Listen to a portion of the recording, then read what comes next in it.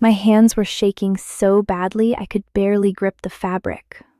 There it was, a small brass key, no bigger than my thumb, tangled in the pocket of my husband's work jeans. And attached to it, in faded blue ink on a weathered tag, were two words that made my stomach drop. Wife number 2. I remember standing frozen in my laundry room on that October afternoon, the golden light streaming through the basement window, casting long shadows across the concrete floor. The autumn air outside smelled like burnt leaves and soil turning cold. Inside, the washing machine hummed its familiar rhythm, oblivious to the fact that my entire world had just fractured into something unrecognizable. For 15 years, I'd been married to Marcus. 15 years. And now I was holding a key that suggested I wasn't the only one. Let me back up, though. I need you to understand what we had before this moment, before the key, before everything went wrong. My name is Devin. I'm 29 years old, and I work as an auto mechanic at Riverside Automotive, a small shop about 20 minutes outside of Millbrook, Pennsylvania. It's a quiet town, the kind where you see the same faces at the grocery store every week, where autumn turns the whole place into a postcard, and where everybody knows your business, whether you want them to or not. Millbrook sits nestled in the foothills, not quite Amish country, but close enough that you see buggies on the back roads sometimes. The kind of place where people don't leave, or if they do, they come back. I grew up here. My dad worked construction, my mom was a nurse at the county hospital. They're still around, still living in the same house I grew up in, still attending Mount Calvary Baptist every Sunday. I'd always figured I'd stay too, find someone good, build something stable, grow old here. No drama, no surprises, just a solid life.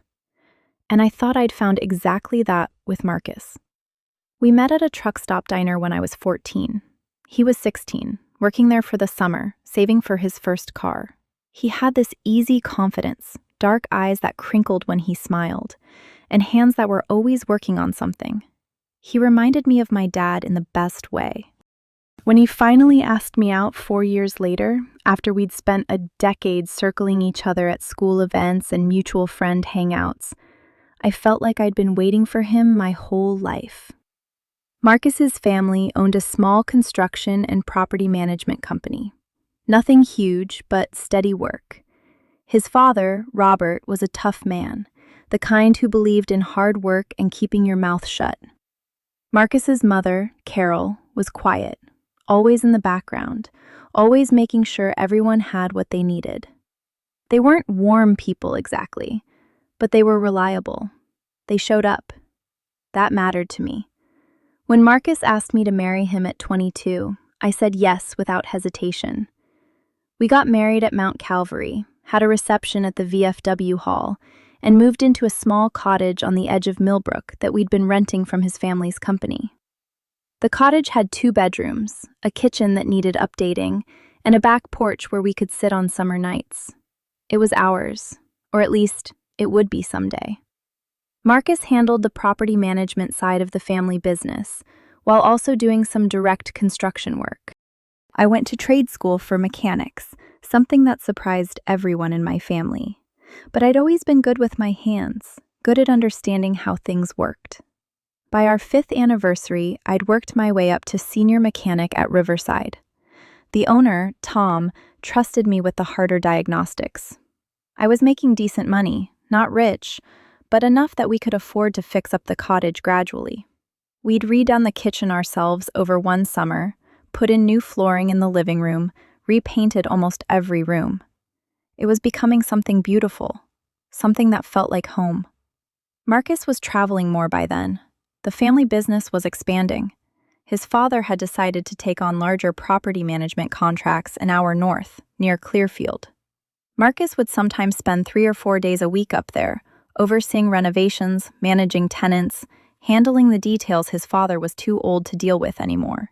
He'd come home tired but satisfied, his clothes dusty, his hands calloused. We'd fall into bed together and everything felt normal and right. By year 10, we'd paid off the cottage early. We took one vacation, a long weekend to Niagara Falls, which was predictably touristy and lovely. We didn't have children. That was a choice we made together, or so I thought. Marcus said he wasn't ready. I was focused on my career and didn't push it. We had each other. That felt like enough. By year 13, our routine had settled into something comfortable but distant. He'd travel Monday through Thursday. I'd work 6 days a week. Saturdays were busy at the shop, and Sundays I'd see my parents for dinner. We'd have Friday nights sometimes, though often he was exhausted and would fall asleep by 9. Saturday nights, if he wasn't traveling, we'd watch a movie or sit on the porch. It wasn't passionate, but I didn't think about it much. Marriage changes. That's what people said. You can't stay in the honeymoon phase forever. And then came year 15, which was now. This year, something had shifted. Marcus had become quieter, more guarded. He'd started taking his phone everywhere, into the bathroom, out to the garage, even to bed. That's when I first felt it, that small prickle of unease. But I pushed it down. I was tired from work. I was getting older. Maybe I was just being paranoid, like my friend Cassie had been when she'd gotten convinced her husband was cheating, and it turned out he was just planning a surprise birthday battalion. Still, I noticed things. He'd stay late at the office in Clearfield. He'd mention names I'd never heard before. Jennifer, Patricia, someone named Dale. His father had retired last spring, which meant Marcus was managing the whole operation now. He was stressed, he said. He was busy. He needed space sometimes. I gave him space. The cottage had started to feel colder that way, even as the autumn weather outside grew warmer during the day before plummeting at night. I'd make dinner, and he'd eat quickly and disappear into the basement, saying he had paperwork to do. I'd try to initiate intimacy, and he'd say he had a headache, or he was too tired, or he'd promise this weekend, and then this weekend would come and go without it happening. My friend Cassie had noticed something was off when I ran into her at the grocery store in late September. We were in the produce section, and I was standing there staring at apples like they held the secrets of the universe. "You okay, Dee?" she'd asked, loading organic tomatoes into her basket. "Yeah," I said, "just tired. Work's been crazy." But she'd given me that look, the one that said she didn't believe me. Not entirely. Cassie works at the county clerk's office and has a gift for reading people. It comes with the job, I think. "If you need to talk," she said, "you know where to find me." I'd thanked her and changed the subject, but her concern had lodged itself in my chest like a splinter. So that's where things stood when I found the key. 15 years of what I thought was a solid marriage had apparently been built on something I didn't understand. 15 years of believing I knew the man I'd married, that I understood our life together, that we were building something lasting. I stood in my laundry room for what felt like hours, but was probably only minutes, the key growing warm in my hand. My heart was hammering so hard I could feel it in my throat. My mouth had gone dry. The tag was definitely Marcus's handwriting. The same slant, the same heavy pressure on the letters. He'd labeled it carefully, deliberately, as if he was organizing something important. As if he was making sure he wouldn't forget which key belonged to which. What? Which house? Which apartment? Which life? I looked at the jeans again. They were the ones he'd worn earlier that week to Clearfield.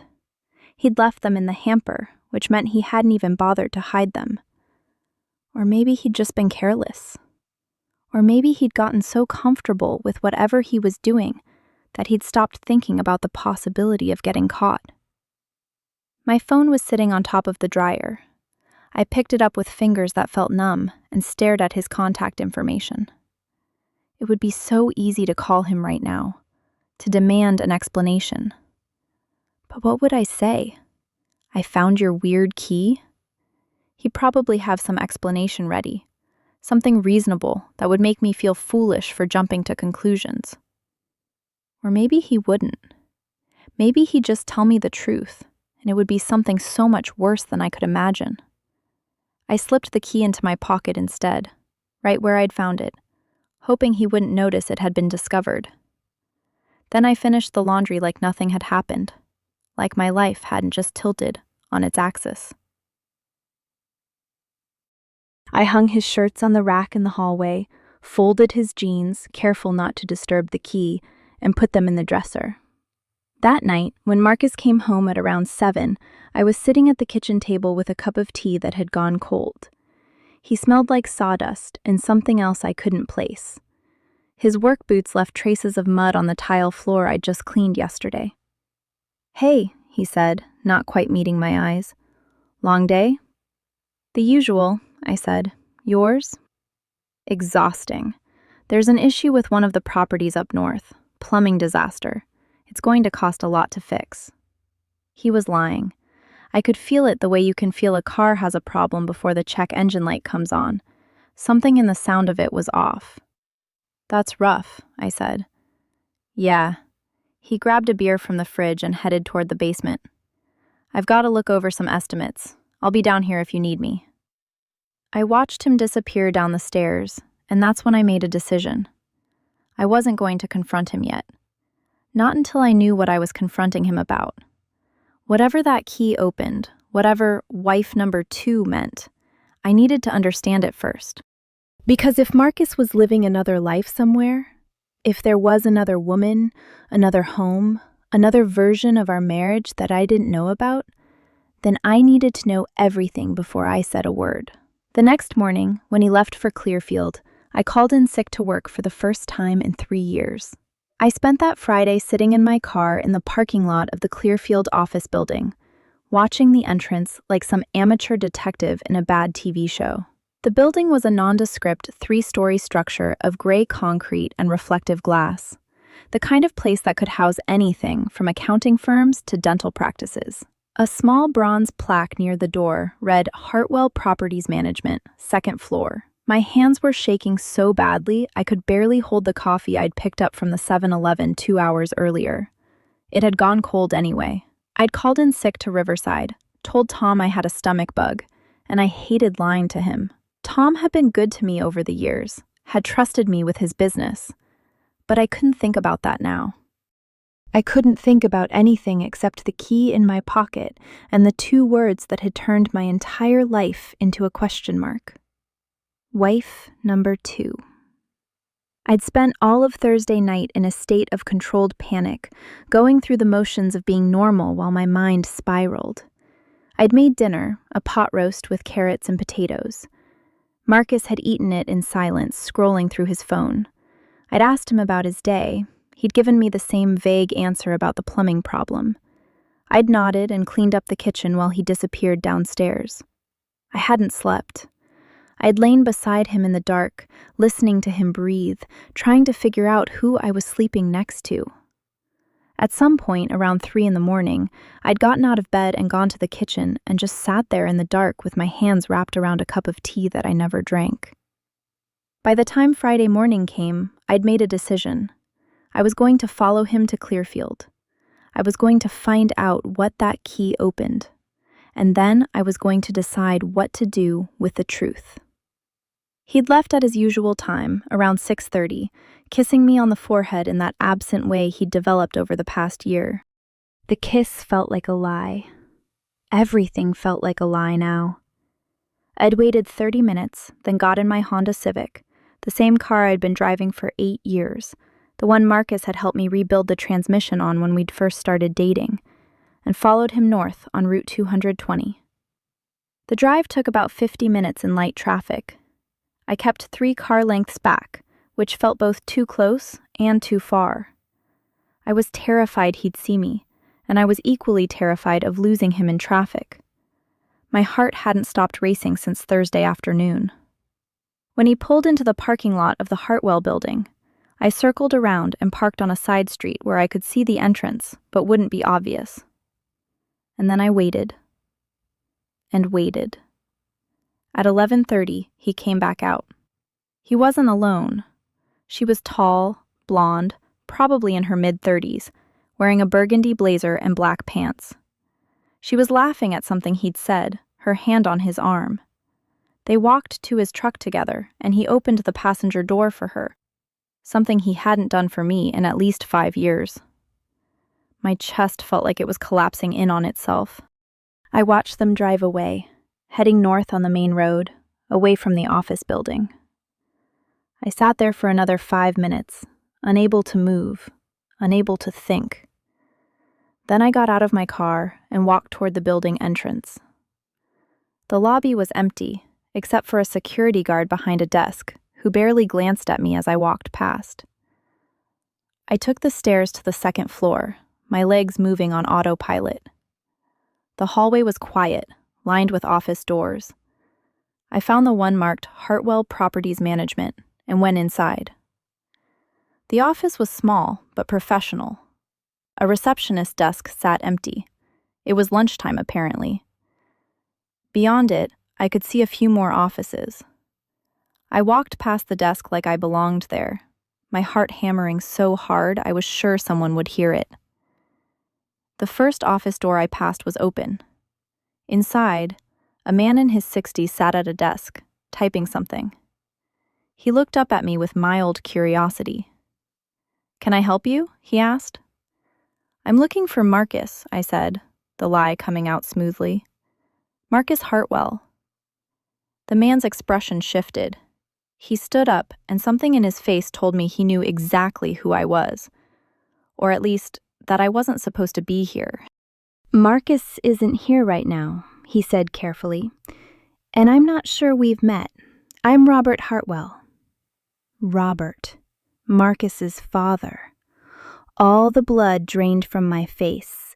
I must have looked like a ghost because Robert's expression softened slightly and he came around the desk. "Sit down," he said, not unkindly, "before you fall down." I sat in the chair across from his desk. My hands were shaking so badly I had to sit on them to keep them still. "Who are you?" Robert asked, though I was fairly certain he already knew. "Devin," I said. My voice sounded small and far away. I'm Marcus's wife." Robert was quiet for a long moment. Then he closed his office door and sat back down at his desk. He rubbed his face with both hands, and when he looked at me again, there was something like resignation in his eyes. "How much do you know?" he asked. The question hit me like a physical blow. Not, "What are you talking about?" or "That's ridiculous." He was asking how much I already knew, which meant there was something to know. "I found a key," I said. My voice was steadier now, fueled by a sudden surge of anger. "Tagged wife number 2. I want to know what that means." Robert stood up and walked to the window. He looked out at the parking lot for a long time before he spoke. "Marcus has been managing properties for this company for the past 3 years," he said slowly. "About 2 years ago, he started spending a lot of time here, more than was necessary for the work." "With that woman," I said. It wasn't a question. "Her name is Patricia," Robert said. "She's one of our property managers. She handles the residential portfolios." Patricia. One of the names Marcus had mentioned in passing. I felt sick. "And the key?" I asked. Robert turned back to face me. "There's an apartment," he said. "One of our rental properties. It's been in Marcus's name since last year. He said he was thinking about using it for business purposes, for when he had to stay overnight instead of driving back to Millbrook. But we both knew that wasn't the truth." "Show me," I said. Robert hesitated. "Devin." "Show me," I repeated. My voice was ice. He picked up a set of keys from a drawer in his desk and gestured for me to follow him. We drove in his car to an address about 10 minutes away, in a residential neighborhood that was nicer than the area Marcus and I lived in. Tree-lined streets, newer construction, the kind of place where young professionals with money lived. The apartment was on the second floor of a 4-unit building. Robert unlocked it with one of the keys from his ring, and we stepped inside. It was decorated. Tastefully decorated. There was a living room with a gray sectional sofa, a coffee table with a stack of magazines, prints on the walls that looked like they'd been chosen with actual thought. The kitchen was small but modern, with stainless steel appliances. And when I walked into the bedroom, I found a king-sized bed with Egyptian cotton sheets and a duvet in cream and navy blue. This wasn't a business apartment. This was a home. This was a life. I opened the nightstand drawer on the right side of the bed and found a book, some romantic novel with a woman on the cover. The bookmark was about halfway through. I opened the closet and found women's clothes, work dresses, casual outfits, lingerie. In the bathroom, I found her toiletries, expensive shampoo, a jade roller, prescription bottles with the name Patricia Morrison on them. Patricia Morrison, that was her full name. That was the name of the woman Marcus was building a life with in this apartment that he'd never mentioned to me. I sat down on the edge of the bed and felt something inside me break into very small pieces. "How long?" I asked Robert, who was standing in the doorway, looking profoundly uncomfortable. "How long has he been with her?" "I don't know for certain," Robert said, "but based on when the lease was signed, at least 18 months. 18 months. 18 months of lying. 18 months of coming home to me, eating my food, sleeping in my bed, telling me he was tired from work, while he was spending nights here with another woman. 18 months of building something with someone else, while I was sitting at home thinking our marriage was just quietly fading, the way marriages do after 15 years. "I need to use your bathroom," I said. I locked myself in the bathroom and threw up into the toilet. My entire body was shaking. I sat on the cold tile floor for I don't know how long, just trying to breathe, trying to process what this meant. He didn't just have an affair, he had a second home, a second life, a second wife, as the key had so clearly labeled her. I pulled myself together and went back out to where Robert was waiting in the living room. He looked like he'd aged 10 years in the past 10 minutes. "Does your wife know?" I asked him. "Carol suspects something," Robert said. "But Marcus is a grown man. I didn't think it was my place to say anything." "Of course you didn't," I said bitterly. "That would have been the decent thing to do." I looked around the apartment again, taking in every detail. There were photographs on a shelf in the living room, one of Marcus and Patricia at what looked like a restaurant, both of them smiling at the camera. Another of them hiking somewhere beautiful, mountains in the background, her head on his shoulder. A third of them at what appeared to be a Christmas party, his arm around her waist. I took out my phone and photographed every single one. I photographed the prescription bottles in the bathroom. I photographed the closet full of her clothes. I photographed the king-sized bed with its expensive sheets. "What are you doing?" Robert asked. "Documenting," I said, "for my divorce attorney." The words hung in the air between us, and I realized I'd just made a decision that I couldn't take back. I was going to leave him. I was going to blow up my entire life, the life I'd built with Marcus, because he'd been building a different life without me. I drove back to Millbrook in a daze. The drive that had felt urgent and desperate on the way north now felt numb and surreal. I kept thinking about the key, about how it was labeled so carefully, like Marcus was organizing his closet instead of his infidelity. I pulled into the driveway of our cottage at around 5 o'clock.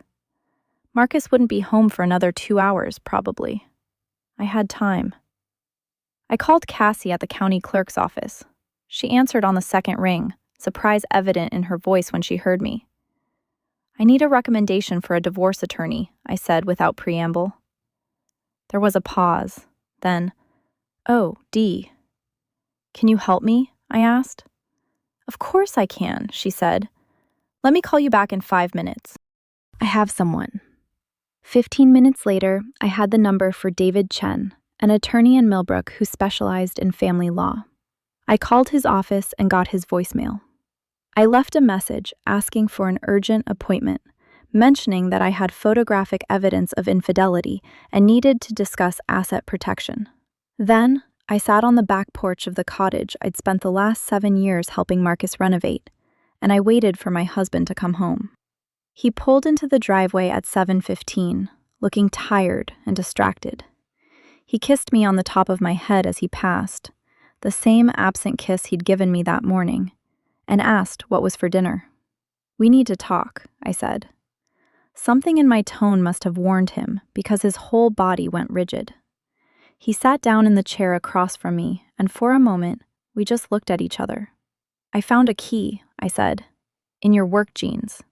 It was tagged, "Wife number 2. I watched the color drain from his face. I watched him calculate his options, watched him realize that there was no lie that would work here, no explanation that would make this better. "Devin," he started. "Don't," I said. I went to the apartment. I saw her photographs. I saw her clothes, her prescriptions, her toothbrush. I saw the life you've been building with her while you've been lying to me for the past 18 months. "It's not what you think," he began. "It's exactly what I think," I said. My voice was steady, and I was proud of that. "You've been cheating on me. Not just cheating, building an entire second life. So here's what's going to happen. You're going to leave. You can stay at your parents' house or you can stay at your precious apartment with Patricia, but you're not staying here. And tomorrow, you're going to receive a letter from my attorney." Marcus stood up. "Devin, please, we can work through this. We can talk to someone. We can—" "No," I said, "we can't. I trusted you. I trusted you with 15 years of my life, and you threw it away. So no, we're not going to talk through it. We're going to end it." "I love you," he said, and there was actual desperation in his voice. "Then you have a funny way of showing it," I replied. "You have 1 hour to pack a bag. After that, I am changing the locks." He left at 8:45 with a duffel bag, and the realization that his carefully organized double life had just come crashing down. David Chen got me in for an appointment the next morning. He was a man in his 50s, sharp-eyed and methodical, and he listened to my story without interrupting. When I showed him the photographs, he nodded slowly. "This is good," he said. "This is very good. You have clear evidence of infidelity and of financial deception. The apartment lease, utilities, furnishings, all of that is marital assets that he's been hiding. Combined with 15 years of marriage, you're going to be in a strong position." "I want the house," I said, "and I want my share of the business. He's been managing it for 3 years while building his little second home. That's marital income." "We'll get you the house," David said. "The business is more complicated, but we have leverage. He's not going to want this to go to trial.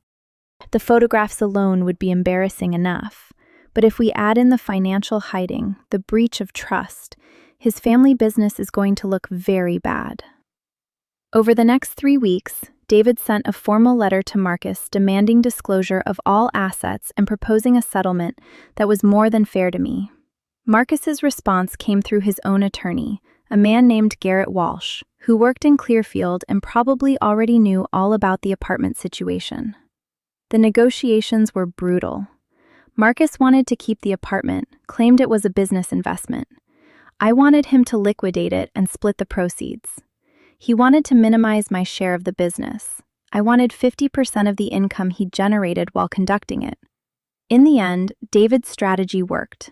The threat of litigation, combined with the photographs and the evidence of financial infidelity, was enough to break Marcus's resistance.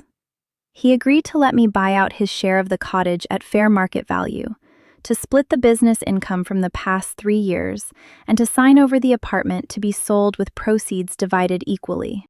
What he didn't agree to, and what I didn't push for, was any explanation or apology. There was nothing he could say that would matter. The facts were the facts. He'd chosen Patricia over me. He'd chosen a second life over his first one. The divorce was finalized in early December, just as the first snow started to fall on Millbrook. I signed the papers in David's office, and it felt oddly anticlimactic. 15 years of marriage ended with a pen signature and a notary's stamp. I kept the cottage. I refinanced the mortgage in my name alone, which was tight but doable on my mechanic's salary. I had the locks changed the day the divorce was final. I burned the key, the original one, the one Marcus had labeled with his careful handwriting, in the fireplace, watching it blacken and crumble into ash. Cassie came over that night with a bottle of wine and takeout from the Thai place in town. We sat on the back porch, even though it was freezing, and she didn't try to make me feel better or tell me that everything was going to be okay. "That was brave," she said instead. "What you did." Not a lot of people would have followed him, would have gotten the proof, would have walked away instead of trying to make it work. "It didn't feel brave," I said. "It felt like I was going insane." "Maybe," Cassie said. "But you trusted yourself. That's what matters." 2 months later, I ran into Patricia at the grocery store. She was in the produce section picking out apples, the same brand I usually bought. For a moment, we just looked at each other. She was prettier in person than in the photographs, and she looked younger than I'd thought. Maybe 32 or 33. She had the kind of face that suggested she'd never really struggled, never had to fight for anything. I didn't say anything to her. What was there to say? She'd known Marcus was married. The prescription bottles had her name on them, but the apartment had both their names on the lease. She'd known. I picked out my apples and moved on to the next aisle. I didn't look back. Marcus tried to contact me a few times over the spring. He texted, asking if we could talk. He called once and left a voicemail saying he was sorry, that he'd made a terrible mistake, that he wanted to understand why I wouldn't consider counseling. I deleted every message without responding. My parents came over for Sunday dinner a few weeks after the divorce was final.